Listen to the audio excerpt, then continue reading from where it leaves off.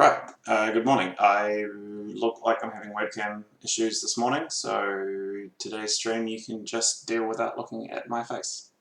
I'm sure everyone will forgive me for that. I'm not that exciting to look at anyway. The software is far more exciting than that.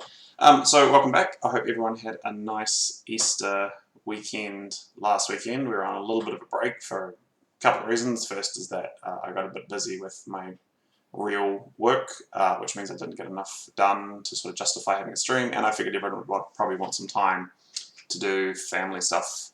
However you managed to achieve that, hopefully you managed to get a bit of time away from all the craziness and madness that's going on in the world, and enjoy some degree of holiday-esque, however you choose to celebrate that. Still the same format for the stream this morning. I'm just adding a few extra components as I sort of expand the way in which I do this. So what you're looking at on screen right now is a Google Drive spreadsheet, and in it I've got the list of all the things that I'm working on at the moment that are on sort of the top of my priority list and how they're prioritized, anything that's been reported as a bug to me, and then just some general notes for myself. So I will make this spreadsheet available in read-only form after the stream has ended. I'll put a link probably in the Laserforce Tournaments Facebook page. So if you've made a suggestion and you just want to check that I am aware of either a bug you've reported or something you want to see changed or something you want me to think about, you can check that it's on here, and if it's not, feel free to hit me up and I'll add it to this list. But this will give you an idea of kind of what I'm sort of working on at the moment, what you can expect to see changed, roughly in what order I'm going to be working things on, and just sort of give you a general direction as to where I'm going. So this is what's happened since we last streamed, which was 2 weeks ago. So I've done quite a bit of work, lots of feedback from last stream, which was absolutely awesome. I really appreciate that from everyone. And yeah, so lots of new stuff to look at today.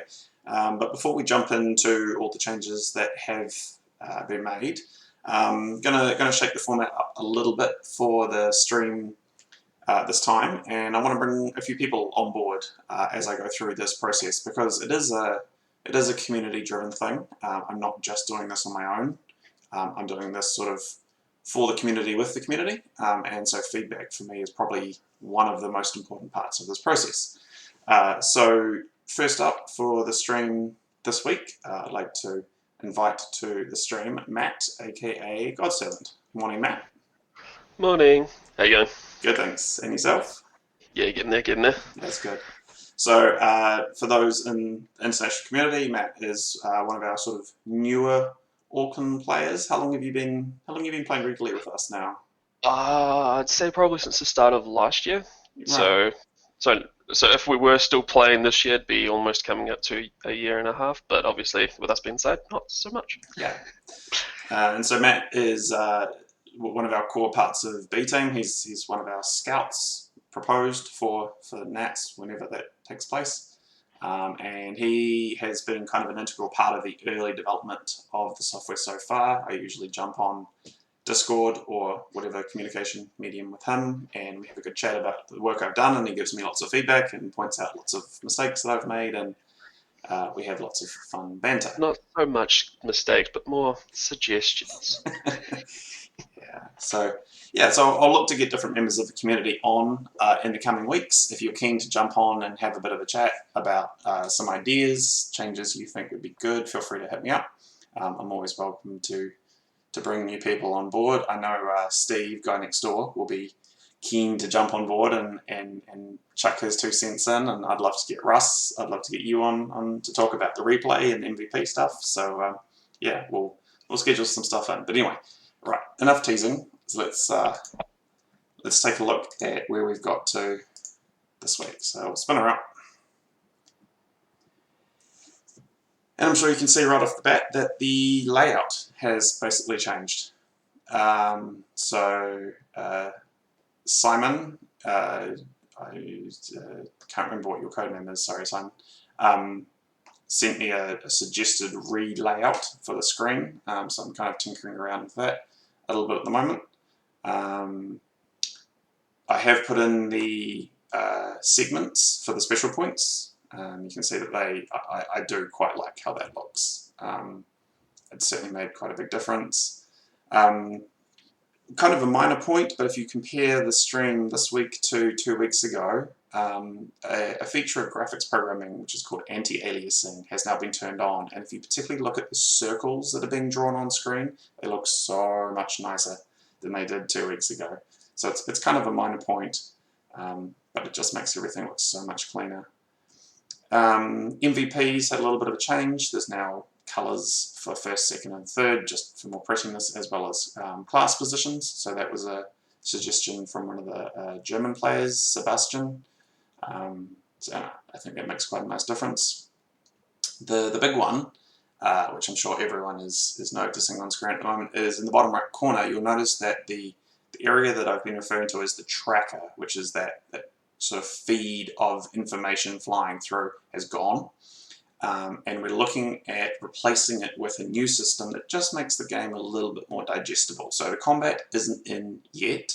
I aim to have that done by next week. But you'll see that resupply is done at the moment. So you'll see as a player is resupplied, their name will flash up and it will tell you what they've received. So Guy Next Door has just taken a double, as has Noel.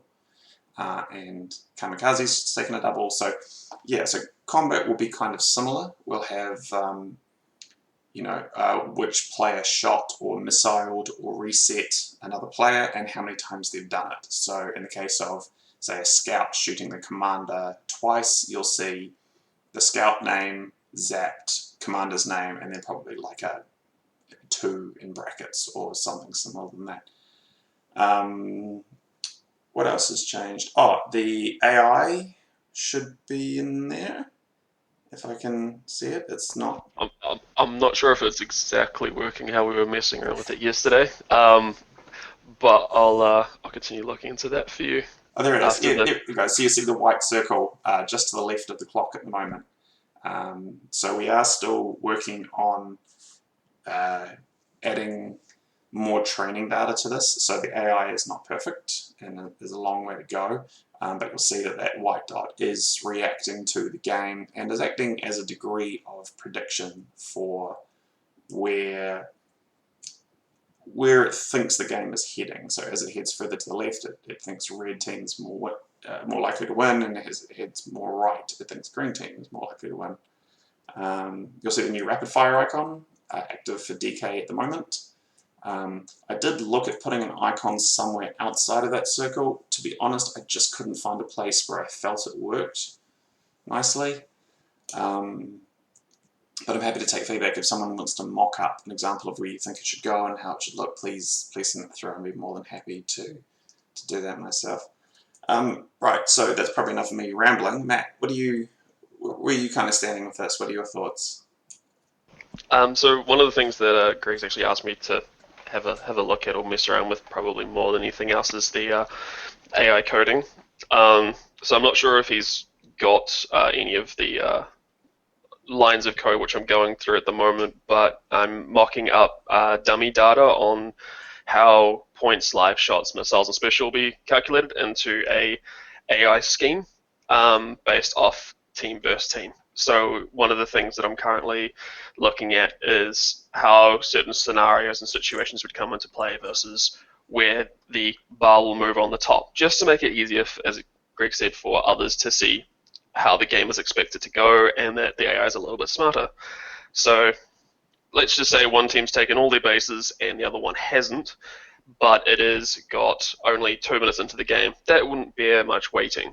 But if we were looking at that with 1 minute to go and the team having limited lives, that would mean a heavy score could be in the balance where one team's not going to be able to get to them as much, so you'd be looking at a potential heavy weighting on that versus, say, your heavy goes down early or your meta goes down early, and just chucking all that in so that when the coding comes through, you'll be able to see a clear representation on what happens. I know one of the games that myself and Greg were looking at yesterday was quite a heavy loss for us, we would say. One of our team members did get knocked in the first, was it 2-3 minutes? Yeah, something like that. Yeah, pretty quick. And unfortunately, the coding went one way when it should have gone the other way. So Yep. looking into that and having that. So if you do, I guess for me, whilst looking at this, if you have any suggestions of game scenarios where you know that it should be quite heavily based, or you just want to look into that. I'm not sure if Greg's happy with this or not. I haven't actually asked him, but feel free to hit me up and I can talk you through what needs to happen rather than bugging him or just chucking on the Laserforce page and I can talk you through it if need be. And I'll keep an eye out for those just to take a little bit of pressure off him. Yeah, I'm more than happy for people to contribute any way you want, and if programming is something you've thought, oh, I wonder what that would be like to kind of experience, then this is probably a really good entry level position for that. So yeah, feel free to collaborate with either myself or Matt on Facebook. We're pretty easy to find. Do you want me to load up that game we were looking at last night? Yeah, it was number 4, if I remember correctly. Well, I should still have it. Hang on, we're just going to quick dig through the code as I find the right line. There we go. There we go. We're going to run a different TDF file. So spin that one up. I guess then it'll also be good for them to see something slightly different, different gameplay, so it's not like us just going, look, we've hard-coded this exactly how we want it to look each game. It's going to actually have some variation. Yep. So this is a different game. I should point out that the Auckland A and Auckland B are hard-coded. Auckland B are currently red team in this game. That hard coding will be fixed. Special note on this one, keep an eye on the resupply on the Auckland B team, or in this case the green team. Look at how they're resupplying versus the red team, and take note where one team is attacking harder than they can get resupplied and how the sway ends up coming in.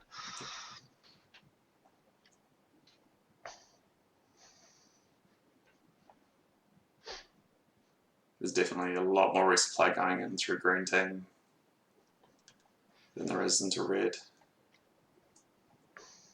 G may remember this game if he notices what happens fairly quickly. Yeah, I'm sure he will.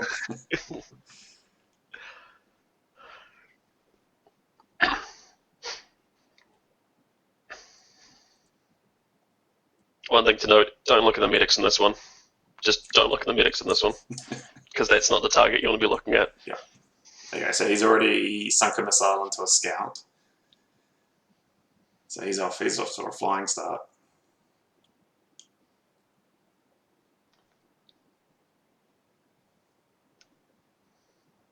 So you may notice that it's heavily on the green, even though it's still quite early in the game. That is one of the systems I suggested to Greg that we chuck in purely because of the fact that one of the team members, or at least to be honest, 2 of them are getting quite hit. That are both key 3 hits. Yeah. Yet the other team's getting resupplied like they're not even getting attacked. Yeah.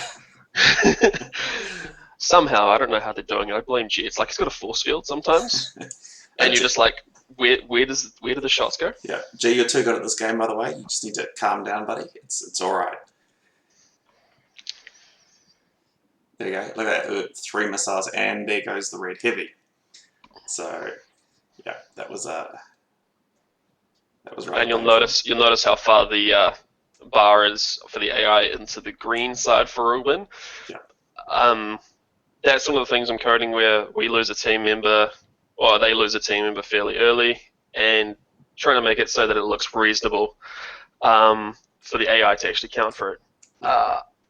Still would like to know, I guess, one of the things I was bantering with Greg yesterday about was how I would do the weightings, and I know it's by popular opinion, but I'm going to chuck if it's okay, I'll chat with Greg if he can chuck it up for me actually.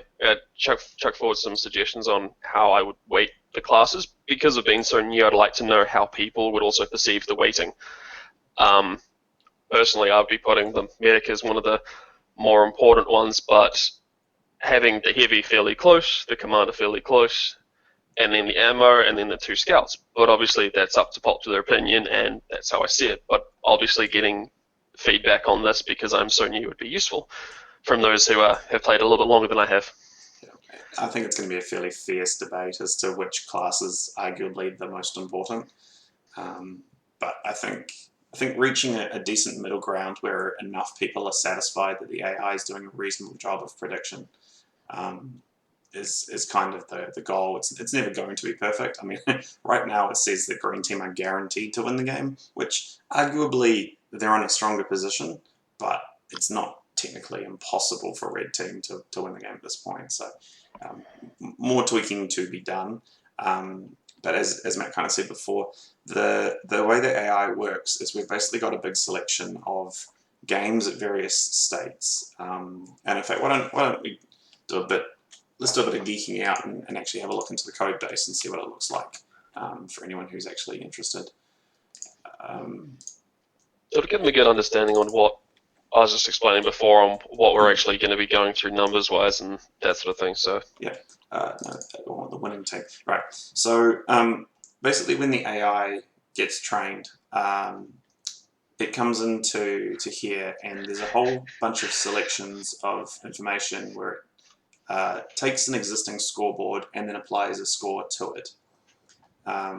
So for those of you who might remember, I put 20 example scoreboards up in the Laserforce tournaments page probably like 12 or 18 months ago, and asked people to vote on them and tell me roughly which team you thought was winning and why. So those are those 20 here where you see random pick. There are some that are really obvious. So for example, if green team have won by elimination, so we can have a look at this. So this is what a scoreboard looks like in code form. So you've got red team up the top here, green team down the bottom here, and then the roles are just ordered roughly by how well they score. Then you've got a player's score, lives, shots, missiles, and special points. So you can see in this case, red team have no lives for any player, which means that green team have won the game.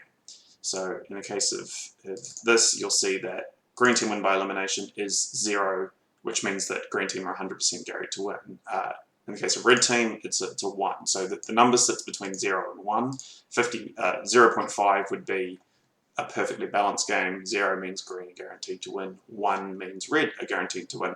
So these are quite good examples for teaching the AI what the end of the game looks like, or for really, really predictable stuff. But where we need the nuance, like the ability to know whether or not, like, a commander having 80 special points, like how much of an impact that has on the game, especially if the heavy, say, only has 9 lives left. We need lots of examples of those kinds of scoreboards. So these random picks, so if we say let's take this one here, random pick 16. It's kind of hard to digest in code form, but if you kind of look at it, the lives look okay. Green's heavy looks a little bit low. But their commander has stacked quite a few nukes. Well, he's got 2.5 nukes effectively. How do medic lives look? 10 versus 12. So it's sort of a close-ish game. There's a lot more bases. Red team have got all their bases, judging by all the 2s. So I'd say red team are probably marginally ahead here. Oh, okay, and based on the feedback I've got, it looks like it's more in green team's favour. So, I mean, that just goes to show, you know, how important it is to get feedback on this kind of stuff. But yeah, so the idea with the AI is that the more of these examples of scoreboards we can feed in and give the AI an idea of who we think is winning based on the scoreboard, the more accurate it's going to get. So it takes all of this information, which is, I think there is about 30 of these at the moment, and it basically samples them 10,000 times to build up what's called a neural network. And then at any point in time, it can feed in an existing scoreboard and say, based on this scoreboard, what's the number that comes out the other side between 0 and 1. And so ideally, we'd like at least 100 of these, but it's a lot of work to do.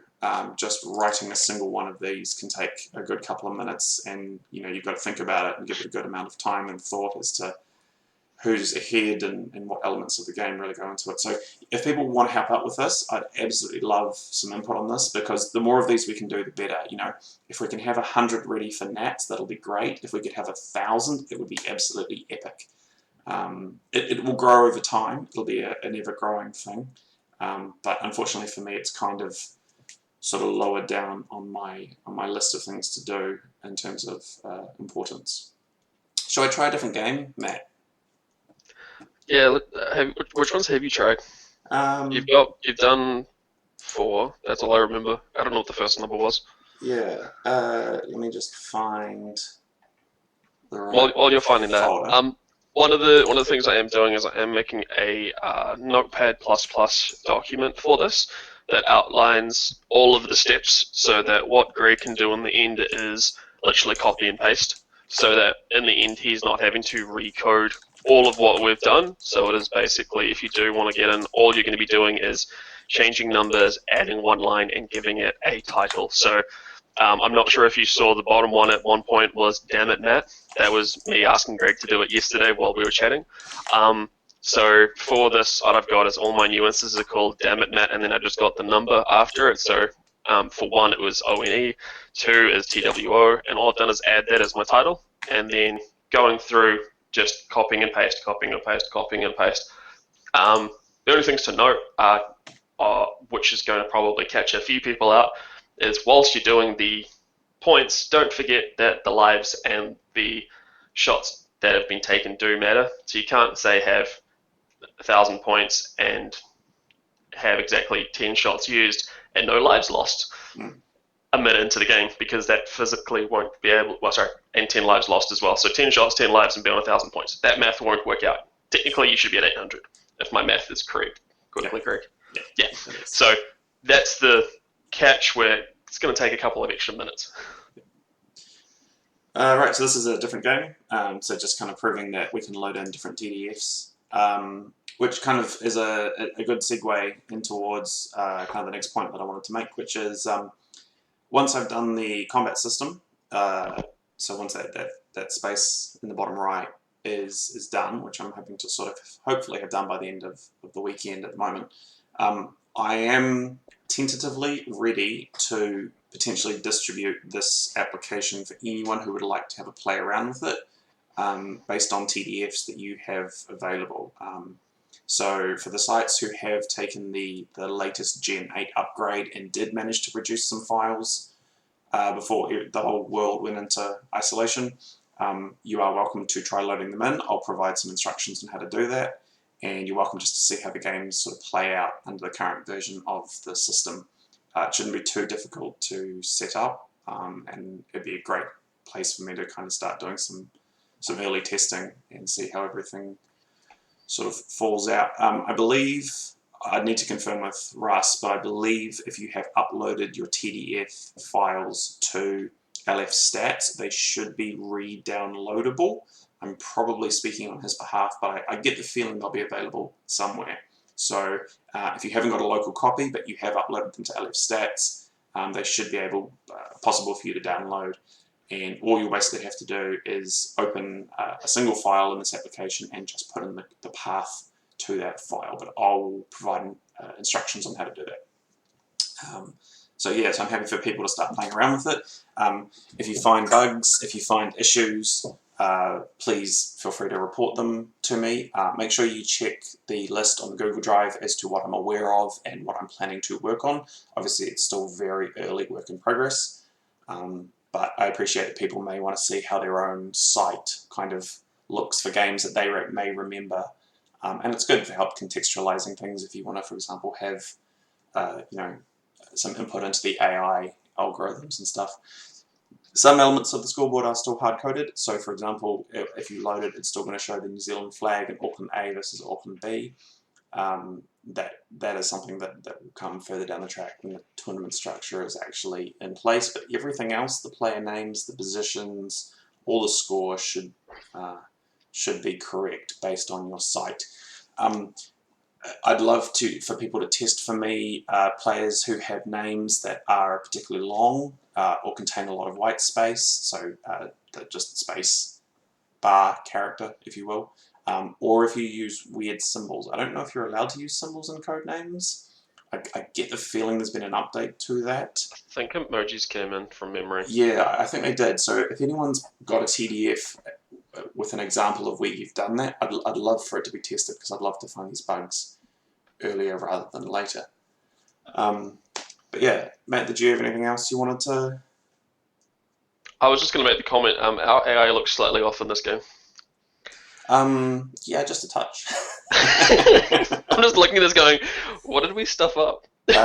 We stuffed up because G's got 20 lives, and so that's why we're screwed. Oh, yeah, no, that makes sense. Yeah.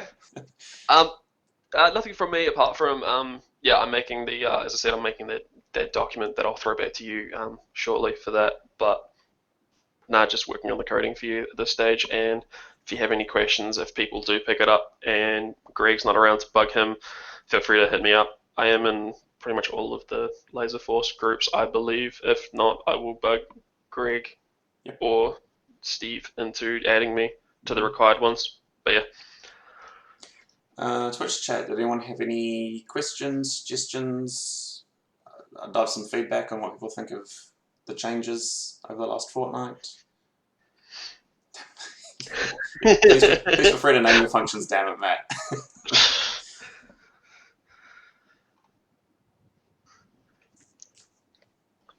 You say that enough already, G. When I just get a stupid kill on you, let's be honest, ones that don't make sense. So, what's new? Let me just have a quick read through my change log. Talked about that. Oh, there is an icon for nukes. I'm not that happy with it, so you may just see it appear, but I'm looking to change it. We talked about the scoreboard layout, the prototype, the AI module, MVP stats panel. I fixed a couple of bugs, so you won't see the rapid fire icon or the respawn timer after a player has been eliminated. And there were just a few layout issues that got tweaked, but nobody really would have probably picked up on those. There was a weird bug in WinForms, which is the architecture that does all the on-screen display stuff to do with font, but that's minor geek technical stuff.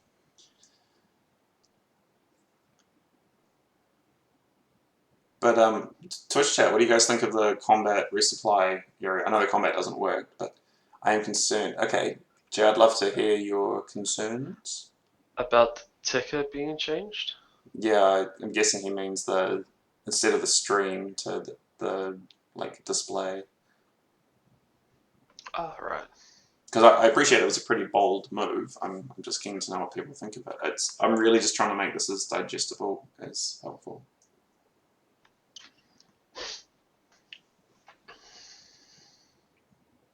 I mean, at the moment, just a thought, you can obviously do both and chop between the two if need be, Greg, Yeah. at this stage. Yeah, cool. Absolutely.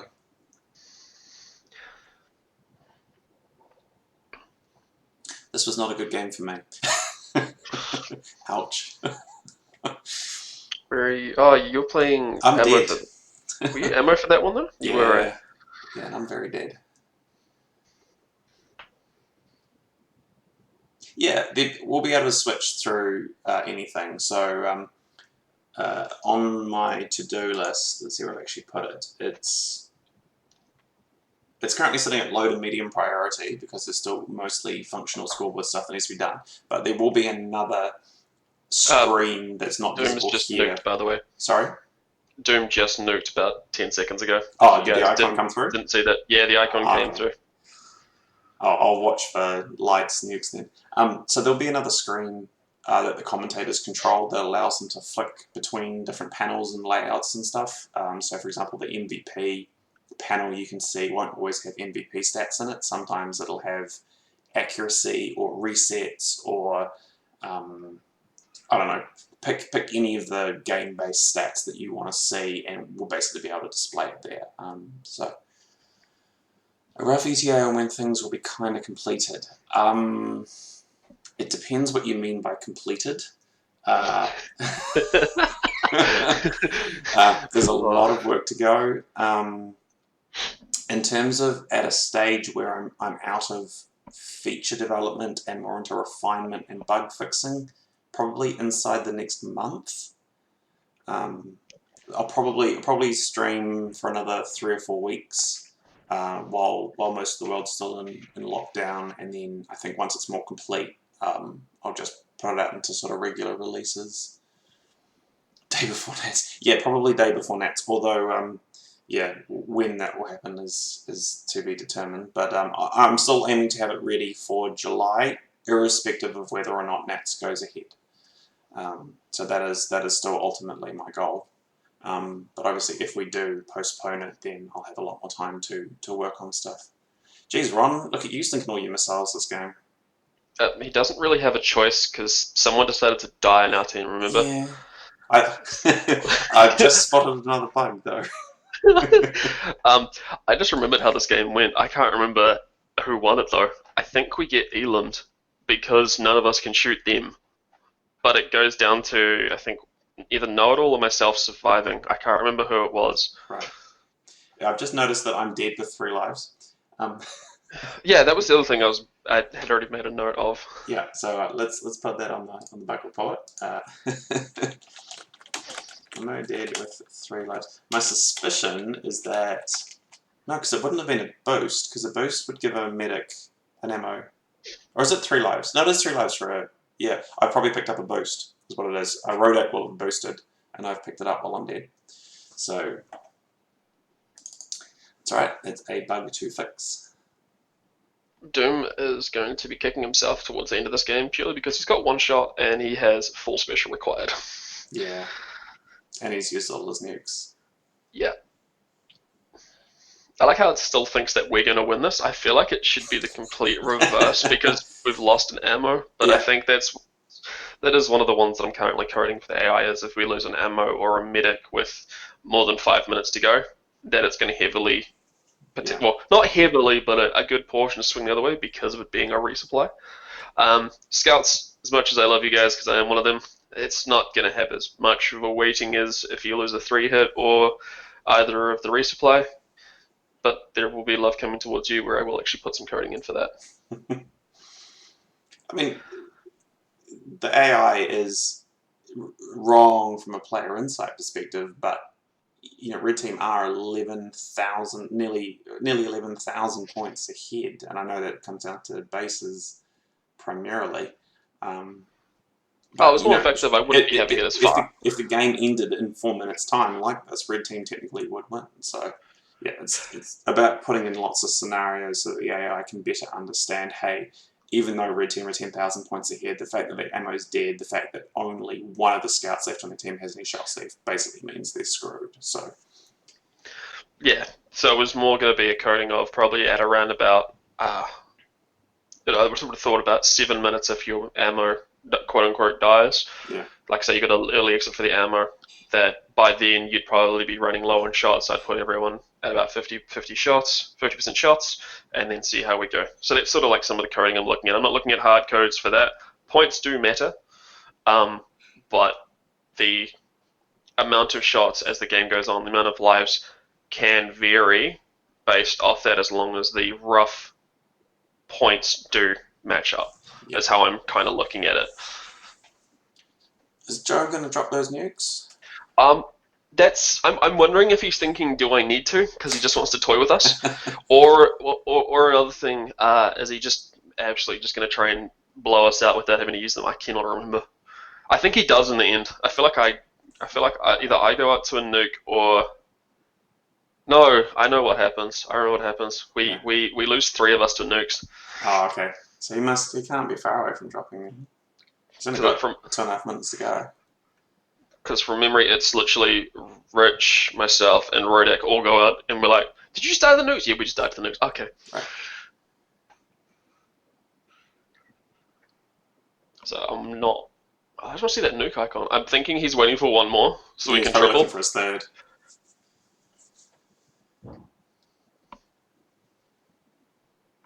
But yeah, like you said, as the points have closed in, it started swinging heavily back in Green's favour. So I mean, it's not accurate, but it's not horribly wrong. There it goes. All right, so there's the new drop icon,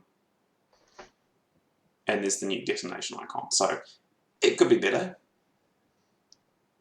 It works. However, the AI just went the wrong way. Oh, now it's got itself into. Oh no, there you go. He dropped it. He 3 stacked. So yeah, I'll look at nicer ways of displaying that nuke icon because it is kind of a fairly significant game event. But yeah, that's Red Team pretty much done and dusted. Yeah. Doom's It was just going hanging so on. well at the start, and then someone decided to go and kick the bucket. Alright, well, we'll watch out the last 60 seconds of the game, or at least until the elim. If anyone has any other questions or feedback, please feel free to chuck them in now. Otherwise, yeah, I'll put the link for the Google Drive document up so you can go and see where I am. If you're interested in helping out with the AI stuff, please touch base with either Matt or I. If you're interested in jumping on the stream with me and having a bit of a chat and giving me your thoughts and input and feedback, please also feel free to hit me up. Otherwise, yeah, exciting times. Geez, look at that 34 MVP for DK. He did score 6.4k. It's Yeah, he rolled in at the end, I feel, from memory. Yeah. Yeah, just picking us off like flies. Yeah. Oh, there you go. Doom's out, so that is the elim timer. Cool. So thank you for joining me, Matt. It's all good. It was a pleasure coming Good on. having you on. Thank you for everyone who joined us on stream. This will go up on YouTube, hopefully earlier this afternoon. But yeah, thanks for joining. And I guess we'll catch you guys all next week. See you. Ciao, man.